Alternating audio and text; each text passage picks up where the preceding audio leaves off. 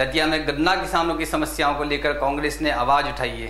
धीरपुरा sugar mill के सामने Congress party का घेराव एवं धरना प्रदर्शन कार्यक्रम आयोजित किया गया। धरना प्रदर्शन कार्यक्रम में पीसीसी सदस्य राजेश दात्रे, जिला पंचायत सदस्य राम किंकर गुर्जर सहित किसान नेता मौजूद रहे। वक्ताओं ने संबोधित करते हुए भाजपा सरकार एवं शासन के विरोध में गन्ना किसानों के समर्थन में आवाज उठाई।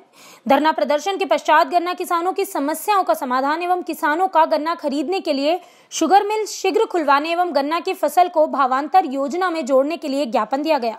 राजेश दात्रे ने कहा कि गन्ना शुगर मिल मालिक ने किसानों को धोखा दिया, जिससे आसपास क्षेत्र में लगे क्रेशर संचालकों द्वारा 100 रुपए प्रति क्विंटल गन्ना खरीदा जा रहा है। इससे किसानों में आक्रोश है। नायब तहसीलदार भट्ट को ज्ञापन सौंपते हुए कहा कि शुगर मिल चालू किया जाए, गन्ना किसानों की फसल को खरीदा जाए और गन्ना फसल को भावांतर योजना में भी जोड़ा जाए। दतिया से नवल यादव की रिपोर्ट। धीरपुरा ग्राम में शक्कर का मिल लगा हुआ है। शक्कर मिल के मालिक ने गांव-गांव जाकर के मुनादी कराई और कहा कि आप ज्यादा से ज्यादा गन्ना का उत्पादन करिए, हम आपका सारा गन्ना खरीदेंगे। परंतु उन्होंने मिल बंद कर दिया। मिल बंद करने का प्रभाव ये पड़ा कि जो गांव में क्रेशर लगे हुए हैं, जो कोल्हू लगे हुए हैं, जिन पर गन्ना बेचा जाता है, जो भी 220 और 230 के हिसाब से गन्ना लेते थे, वो 120 रुपए पे आ गए। किसानों को सीधा साधा नुकसान हुआ है। तो हमारी ये मांग रही है और इस बात का धरना किया है कि गन्ना मिल का मालिक, ये मिल का मालिक, शुगर मिल का मालिक कदेले, जो डबरा का रहने वाला है, बहुत बड़ा बेईमान है। इसने मिल बंद करके सारी साठ-गांठ करके सारा कमीशन खा रहा है। हमारा ये कि ये मिल चालू रखे, जिससे कम से कम सही रेट हमारे गन्ना के किसानों को मिले और जितना हमारे क्षेत्र का गन्ना खड़ा है, इसने जितना गन्ना पैदा करवाया है, वो पूरे का पूरा गन्ना ये खरीदे और गन्ने को सरकार भावांतर योजना में शामिल करे। गन्ने को सरकार ने भावांतर योजना में शामिल नहीं किया। भावांतर योजना में सरकार ने लहसुन और प्याज तक को शामिल किया है, तो गन्ना को क्यों छोड़ दिया है? इसलिए हमारी सरकार से मांग है कि गन्ने को भावांतर योजना में शामिल करें और 350 रुपया प्रति क्विंटल के हिसाब से गन्ने का पैसा हमारे किसानों को दें। अगर आपकी मांगे नहीं मानी जाती है तो क्या हम प्रजातांत्रिक तरीके से चरणबद्ध आंदोलन करेंगे। फिर हम यहाँ प्रदेश में इस साल ही चुनाव है तथा सभी राजनीतिक पार्टियों ने इसके लिए अपनी कमर कस ली है, लेकिन जनता तथा विभिन्न सरकारी पदों पर कार्यरत कर्मचारियों में प्रदेश सरकार के प्रति रोष व्याप्त है, जिसका एक चेहरा सिवनी मालवा नगरवासियों को भी देखने को मिल रहा है।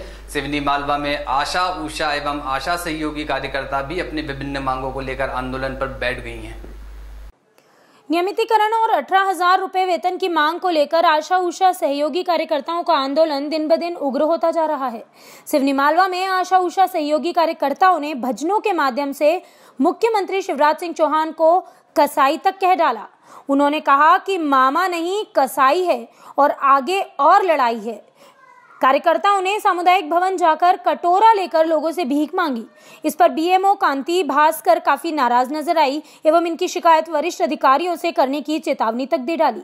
आशा कार्यकर्ताओं का आंदोलन दिन ब दिन उग्र होता जा रहा है। इनका कहना है कि अगर हमारी मांगे पूरी नहीं की गई तो आंदोलन और उग्र रूप धारण करेगा। मैडम हमें भीख ही दे दीजिए, जब आप हमारे 5-5 महीने से पेमेंट नहीं डालती हैं तो आज हमको थोड़ी भीख ही दे दीजिए। वो कहने लगी कि तुम हंगामा नहीं करोगे अस्पताल में आकर, हमारे मरीज डिस्टर्ब हो रहे हैं। मरीज उस समय डिस्टर्ब नहीं होते जब हम लोग मरीज लेकर आते हैं अस्पताल में।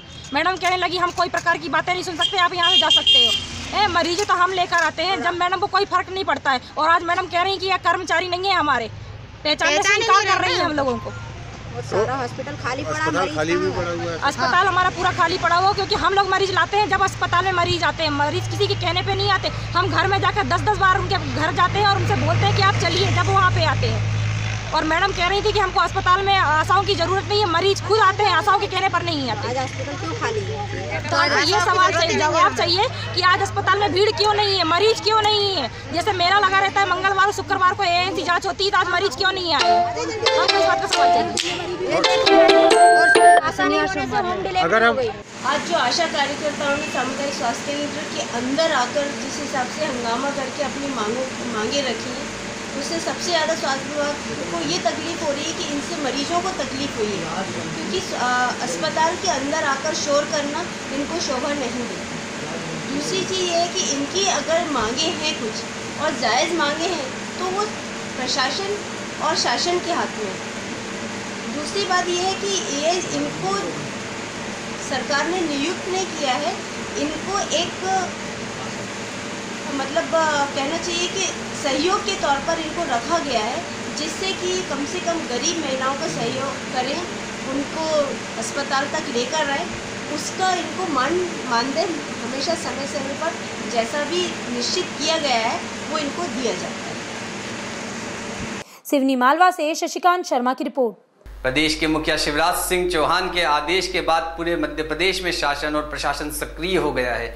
ऐसा ही नजारा देखने को मिला सिवनी मालवा में। सिवनी मालवा में शनिवार की देर रात एसडीएम, एसडीओपी एवं थाना प्रभारी और नगर पालिका के कर्मचारियों ने मिलकर अतिक्रमण मुहिम चलाई। गर्ल्स स्कूल और गर्ल्स कॉलेज के साथ साथ वह तमाम ऐसी जगह जहां पर रात में मनचले या आवारा लड़के खड़े होते हैं, वहां की सभी दुकानों को हटाने के निर्देश दिए गए। समझाइश दी गई कि किसी भी प्रकार की दुकानें कॉलेज और स्कूल के पास नहीं लगेगी। अगर स्कूल या कॉलेज के पास अब दुकानें दिखाई दी तो दुकानदारों के खिलाफ नियमानुसार कार्यवाही की जाएगी।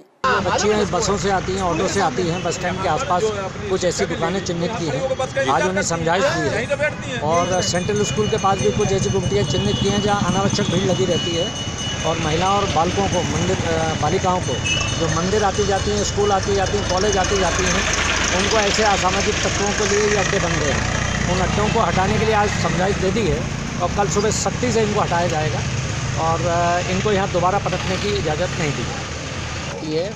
उनको छेड़खानी के स्थान बन गए ये टपरे, पान के टपरे, चाय के टपरे, गुमटियाँ, इनको चिन्हित किया गया है और जो हमारे को फीडबैक मिला है उन स्थानों पे चिन्हित करने के बाद हम कल से इनको अतिक्रमण हटाने की कार्रवाई करेंगे। आज इनको हमने ताकीद कर दिया है। सर, अगर समझाइश आज दे दी गई है, इसके बावजूद भी अगर कल तक अतिक्रमण नहीं हटता है तो क्या कार्रवाई होगी? सख्ती से हटा देंगे। सिवनी मालवा से शशिकांत शर्मा की रिपोर्ट। अल सुबह से 8 बजे तक शहर में विधि विधान से अष्टमी की पूजा का दौर चलता रहा। माता के मंदिरों में दर्शनार्थियों का तांता लगा रहा। इसके बाद रामनवमी के अंतर्गत भगवान राम के जन्मोत्सव मनाने की तैयारियां शुरू हो गई। छोटा बांगरदा के उमंग पार्क में धूमधाम से राम जन्मोत्सव मनाया गया। पद्मालय कॉलोनी स्थित सोमनाथ महादेव मंदिर में रामायण पाठ के समापन पर भगवान राम, सीता और लक्ष्मण के साथ हनुमान जी की विशेष पूजा अर्चना की गई। राम जी का जन्मोत्सव मनाया गया। रामनवमी की पूर्व संध्या पर उमंग पार्क में शीतला माता मंदिर की स्थापना हेतु गुड्डू शुक्ला परिवार द्वारा ओमकारेश्वर जाकर नर्मदा मैया से लाई गई शीतला माता को लेकर शोभा यात्रा निकाली गई, जिसमें बड़ी संख्या में श्रद्धालु महिलाओं ने भाग लिया।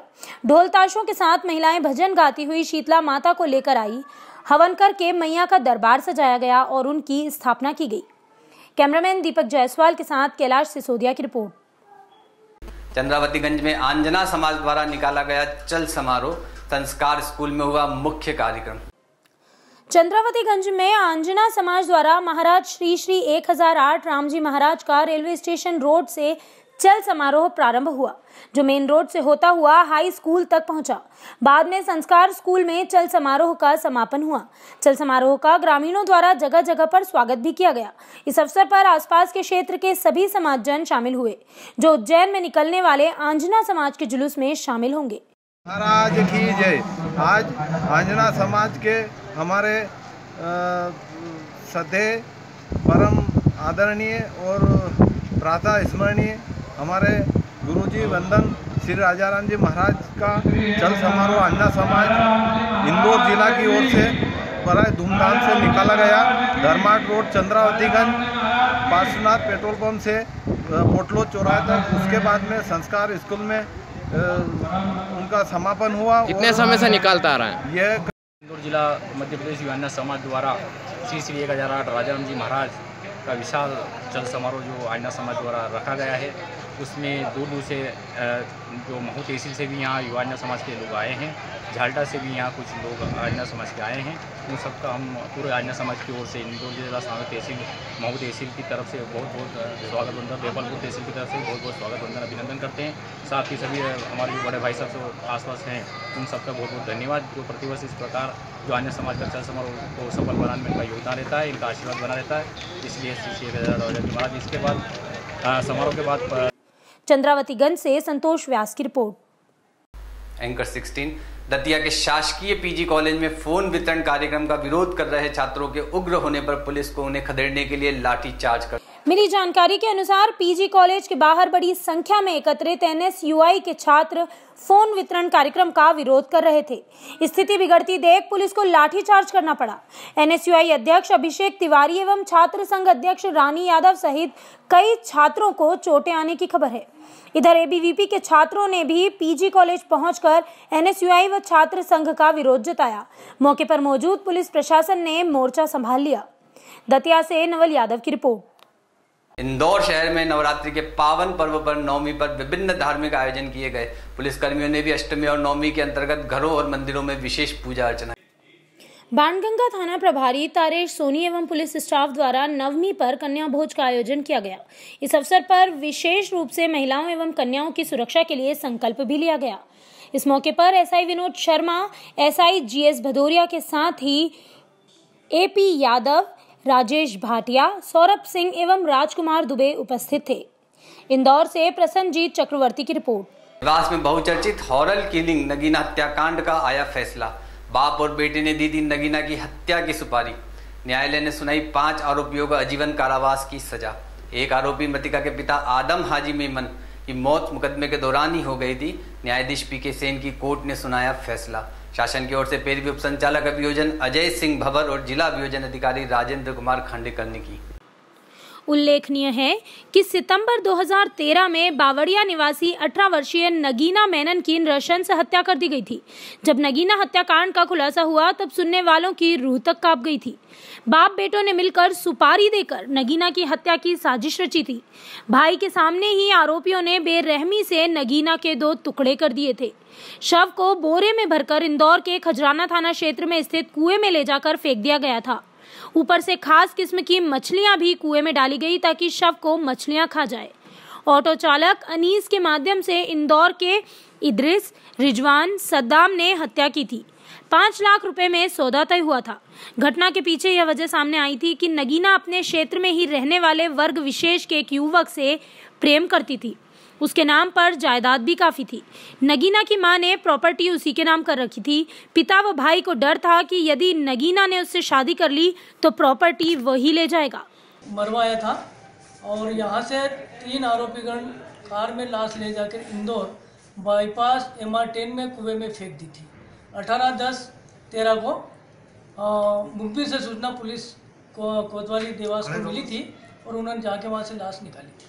सर कितने कुल अपराधी थे और क्या क्या वो सजा हुई? इसमें 6 आरोपीगण थे जी। नगीना मृतिका के भाई और पिता जी, और 3 मुलजिम इंदौर के थे और एक यहाँ का अनीस करके था ऑटो वाला जिसने मीडिएटरशिप करी थी जी। जुर्माना भी लगाया।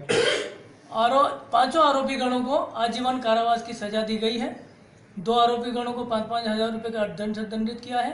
3 आरोपीगणों को 12-12 हजार रुपये के अर्थदंड से दंडित किया है। आदम हाजी जो जेल में ही था उसकी मृत्यु हो गई थी, इसलिए उसके बारे में कोई निर्णय नहीं। सर कौन सी कोर्ट ने ये फैसला सुनाया? ये प्रथम एडीजे श्री पीके सेन साहब के न्यायालय से फैसला हुआ है और इसमें प्रकरण में पैरवी। देवास से विशाल डोंगरे के साथ नितिन राठौर की रिपोर्ट।